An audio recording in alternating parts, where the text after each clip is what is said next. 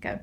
Okay, we're going to go through a balance sequence that looks at progressing in a single leg balance, using a post for a little bit of balance, and you can use a broom or anything that's stick oriented initially, and then we'll take that away. The big thing I want you to pay attention to is that you don't let your shoulders dip too much side to side, so sometimes it's useful to do this in front of a mirror. You're going to hold this post or broom, and in standing here, I want you to start off by just doing this small tapping front to back. And I'll step away from this wall a little bit. So I want to go nice and slow, because the quicker I go, the easier it is for me just to use momentum. And you'll notice I don't put a lot of weight on this foot. I just kind of tap and tap. And as I'm feeling more comfortable, I could go a little further, and then this knee would bend a little bit. I can go a little further, and I would bend my head forward a little bit. So starting off, if you feel unsteady, you could do a small excursion, nice and slow. And if it's not too bad, you can go a little further.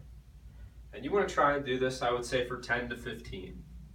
Now, if you're feeling pretty comfortable and you don't feel like you're shaking around too much, you can take the post off the ground and try the same thing, making sure that your shoulders don't start to really tip over that leg that you're standing on. So you want to try and keep your shoulders square as you do this tap and tap. One thing I'm thinking about on this foot that I'm standing on is my big toe is kind of gripping the floor a little bit to provide a little bit of balance through the arch of my foot. 10 to 15, first with the post, and then try it without the post.